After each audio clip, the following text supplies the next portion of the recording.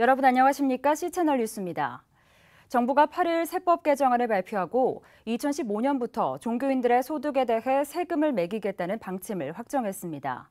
쟁점이 됐던 종교인의 소득 분류 방법은 근로소득이 아닌 기타 소득으로 결정됐습니다. 이인찬 기자의 보도입니다. 기획재정부는 당초 예고한 대로 새로운 세법 개정안을 8일 오후 공식 발표했습니다. 관심이 컸던 종교인 소득에 대한 과세 방침이 개정안에 포함됐으며 1년간의 유예 기간을 거쳐 2015년부터 시행하기로 했습니다. 또 종교인 소득의 세법상 분류는 기타 소득으로 결정돼 발표됐습니다. 기타 소득은 강연료나 인세, 자문료, 사례금 등 불규칙한 소득에 매기는 세금으로 정부 관계자는 종교인들이 성직자를 근로소득자로 여기는 것을 꺼려해 근로소득이 아닌 기타 소득으로 분류했다고 전했습니다. 또 개정안은 종교인 기타 소득의 80%를 필요경비로 인정하고 이를 초과하는 경우 22%의 세율을 적용해 원천 징수하도록 하고 있습니다. 이번 종교인 과세 시행은 1968년 이 문제가 처음 불거진 지 45년 만으로 최근 몇 년 사이에는 이를 두고 사회적 공론화 과정을 거쳤습니다. 기독교계 안에서도 목회자들의 납세에 대해 긍정적 분위기가 점차 확산돼 왔습니다. 한국기독교교회협의회는 한국교회발전연구원을 통해 목회자 납세 문제를 연구해왔고 지난 3월에는 위원회를 구성해 회원교단의 자발적 납세를 공식 요청하고 정부 측과 실무 논의를 진행해왔습니다. 앞서 지난해에는 대한성공회가 자발적 납세를 결의하기도 했습니다. 기독교 윤리실천운동, 교회개혁실천연대 등 시민단체들은 교회재정 건강성 운동으로 연대해 목회자들의 자발적 납세 캠페인을 벌이고 소득세 신고 지원 활동 등을 전개해온 바 있습니다. 하지만 논란의 여지는 남았습니다. 세수 확보와 과세 형평을 위해 종교인 과세가 추진됐지만 오히려 종교인 소득이 기타 소득으로 분류돼 과세 형평을 저해한 측면이 있습니다. 기타 소득 세율은 4.4%로 소득 수준에 따라 6에서 38% 세율이 적용되는 근로소득세와는 상당한 차이를 보일 수 있기 때문입니다. 또 소득이 적은 종교인들의 경우 필요경비 공제 기준이 저소득 근로자 면세 기준과 달라 같은 액수의 저소득 근로자보다 더 많은 세금을 낼 수 있습니다. 무엇보다 근로장려세, 1인당 최대 50만 원 자녀장려세 등에 누릴 수 있는 혜택을 받기도 어렵습니다. 납부 예외 신청으로 면제가 가능했던 국민연금을 내야 하는 것도 소득이 적은 종교인들에게는 부담입니다. 특히 한국교회의 경우 70에서 80% 목회자가 면세점 이하인 것을 고려하면 대안이 필요한 부분입니다. 또 아직까지 종교인의 범위에 대한 명확한 통계나 규정 등이 마련돼 있지 않은 것도 과제입니다. 한편 기획재정부는 이번 종교인 과세로 100억 원에서 1000억 원의 세수 효과를 기대하고 있습니다.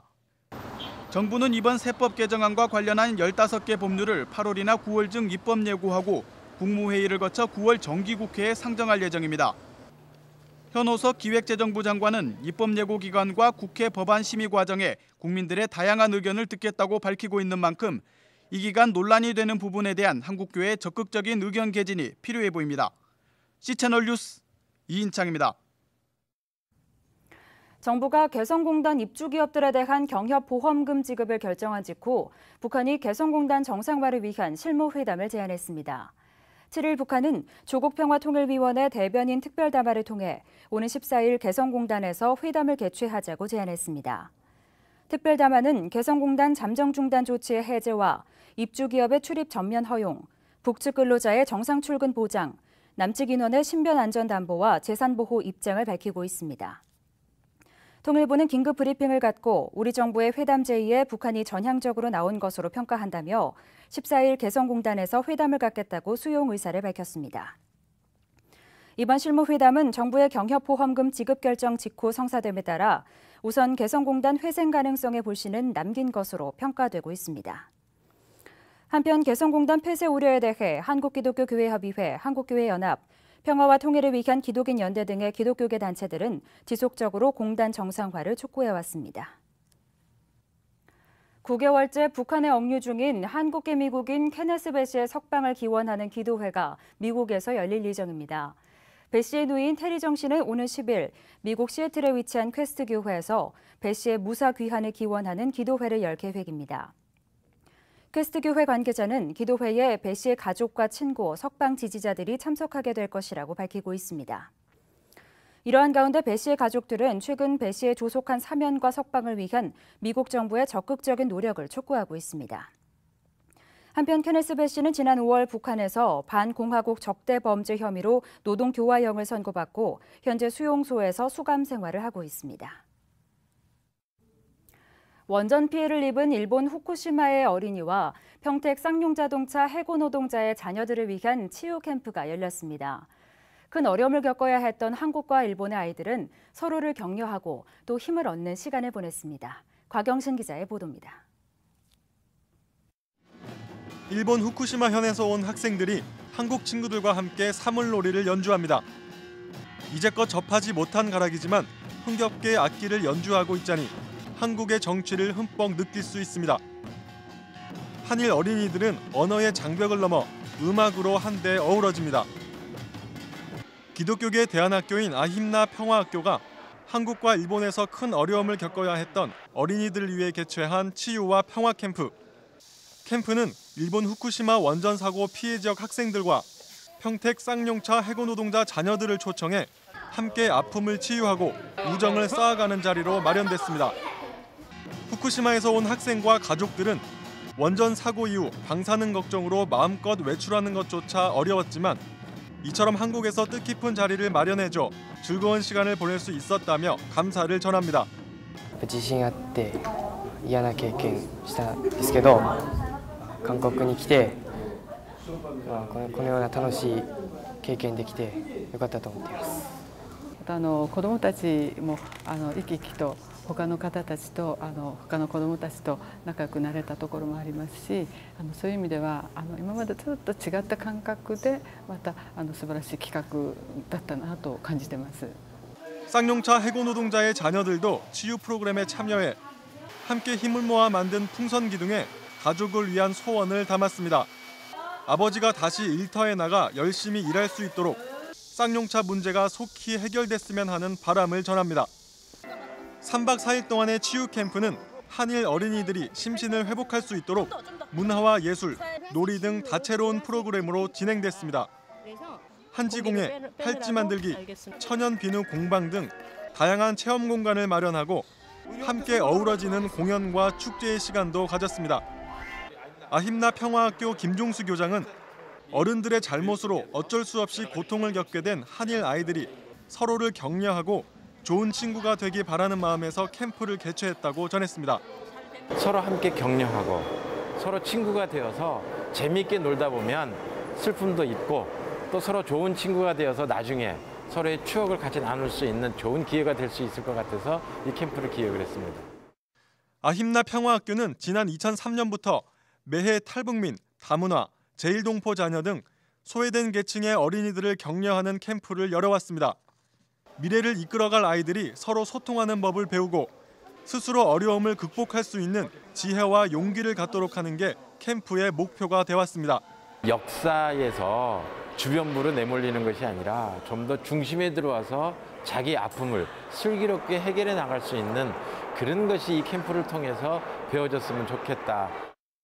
한편 치유 캠프 장소를 제공한 한신대학교는 교내 바자회 수익금 전액을 후쿠시마 원전 피해 아이들에게 쓰일 수 있도록 전달하기도 했습니다. 비록 나라와 언어도 다르지만 한일 어린이들은 이곳 치유 캠프에서 서로를 이해하고 새 힘을 얻을 수 있었습니다. 이번 캠프에서의 경험이 소중한 자산이 돼 역경들을 슬기롭게 이겨내는 미래의 주역이 되길 기대합니다. C채널 뉴스 곽영신입니다. 신천지대책 전국연합이 한국교회 주요 교단으로부터 이단으로 규정된 신천지 예수교증거 장막성전교회와 위장교회 141곳의 주소를 공개했습니다. 신천지대책 전국연합은 한국기독교 이단 상담소 협회 이장 합동총회 교단지 기독신문과 공동으로 7월 한 달간 전국 신천지 관련 장소를 조사했다며 그 결과 신천지교회 63곳과 정통교회를 사칭한 위장교회 78곳을 확인했다고 밝혔습니다. 조사 단체들은 최근 위장교회로 인한 피해 사례가 급증하고 있다며 위장교회는 신천지라는 사실을 숨기기 위해 정통교회 교단명과 로고 등을 이용하는 경우가 상당했다고 밝혔습니다. 신천지대책 전국연합 신현욱 대표는 전단지나 예배 시간 광고를 통해 위장교회를 교인들에게 지속적으로 알리고 위장교회 앞에서 1인 시위를 하는 등 적극적인 대책이 필요하다고 관심을 요청했습니다. 한편 단체들은 아직 확인하지 못한 장소를 추가로 파악해 공개한다는 계획입니다. 지금까지 확인된 장소는 신천지 대책 전국연합 인터넷 카페 바로 알자 사이비 신천지에서 확인할 수 있습니다. 광복절을 앞둔 8월 14일 정오 세계 각지에서 일본군 위안부 피해자들을 기리고 일본 정부의 피해 보상과 사과를 촉구하는 기념행사가 열립니다. 우리나라를 비롯해 미국과 캐나다, 필리핀, 일본, 독일 등지에서 진행될 이번 행사는 일본군 위안부 문제 해결을 위한 아시아 연대 회의가 지난해 12월 일본군 위안부 기리밀을 제정한 이후 처음 개최됩니다. 기리밀은 고 김학순 할머니가 위안부 피해 사실을 처음으로 공개 증언한 1991년 8월 14일을 기념하는 날로 이날은 일본군 위안부 문제 해결을 촉구하는 집회와 전시회, 문화행사, 1억인 서명운동 등이 진행됩니다. 한국정신대문제대책협의회는 일본군 위안부 피해자와 같은 아픔을 겪는 사람이 다시는 없도록 해야 한다는데 전 세계 시민사회가 뜻을 모았다며 의미를 설명하고 있습니다. 한편 정대협은 하루 앞선 13일 서울에서 제1회 일본군 위안부 기리밀 기념 국제 심포지엄도 개최합니다. 지난 7월 동성애 관련 동아리를 공식 승인한 미국의 플러신 학교가 기자회견을 열고 동아리 승인이 동성애를 지지하는 것은 아니라는 입장을 밝혔습니다. 플러신 학교는 5일 동아리 원테이블은 신학교 내에 있는 24개의 학생 그룹 중 하나일 뿐이라며 이는 성에 대한 다양한 문제들을 토론하는 학문적 그룹이지 동성애적 행위나 동성결혼을 지지하는 정치적 단체가 아니라고 해명했습니다. 원테이블의 홈페이지에 친동성애적인 자료들이 올라온 것에 대해서는 일부 회원들의 개인적인 의견일 뿐이라며 결혼은 하나님께서 남자와 여자 사이에 세운 영속적 언약이라고 밝혔습니다. 한편 미국의 플러신 학교는 지난 1947년 설립된 초교파 복음주의 신학교로 우리나라 목회자와 선교사들도 다수 배출해온 것으로 알려져 있습니다. 이 밖의 뉴스와 날씨를 전해드립니다. WCC 부산총회 한국준비위원회와 KDI 한국교회 희망봉사단이 9월 2일 WCC 디아코니아 신학세미나를 개최합니다. 세미나에서는 WCC가 발표한 봉사에 관한 문서들을 살펴보고 한국교회 디아코니아 사역에 접목하는 방안을 모색하게 됩니다. 기독교사들이 참여하고 있는 좋은 교사 운동이 유튜브에서 폭발적 인기를 얻었던 살만킹의 교육 프로그램에 대한 포럼을 개최합니다. 모든 곳에 모든 이들을 위한 무상교육을 모토로 하고 있는 칸 아카데미가 한국의 교육 현실에 주는 시사점 등을 논의하게 됩니다. 교회 갱신을 위한 목회자 협의회가 19일부터 21일까지 다시 십자가로라는 주제로 제18차 영성 수련회를 개최합니다. 정기총회와 저녁 집회를 비롯해 글로벌 리더십 서밋 강의, 목회 멘토링, 토크 콘서트 등의 프로그램이 진행됩니다. 미래목회 포럼이 설립 10주년을 맞아 30일 동북아 평화를 위한 교회 역할 모색을 주제로 정기 포럼을 개최합니다. 한중일 교계 지도자와 전문가들이 참석해 각 교회의 현실과 협력 방안, 북한 구원을 위한 연대 등을 논의합니다. 날씨입니다. 중북부 지방에 간간히 비와 소나기가 내리겠습니다. 서울, 경기도와 강원도 영서에서 새벽부터 낮 사이 한두 차례 내리겠는데요. 기온이 조금 내려가긴 하겠지만 여전히 덥습니다. 당분간은 폭염과 열대야가 기승을 부릴 것으로 보이니까요. 더위에 대비 단단히 하셔야겠습니다. 아침 기온은 서울, 부산 26도를 기록하겠습니다. 낮 최고 기온은 서울이 33도, 강릉 36도, 대구는 37도까지 오르겠습니다. 바다의 물결은 모든 바다에서 0.5에서 2m로 일겠습니다. 주간 날씨입니다. 당분간 소나기도 자주 내리겠습니다. 하지만 더위를 식혀주기에는 역부족인데요. 다음 주까지는 햇빛이 강하게 내리쬐는 가운데 무더위가 이어지겠습니다. 뉴스를 마칩니다. 시청해주신 여러분 고맙습니다.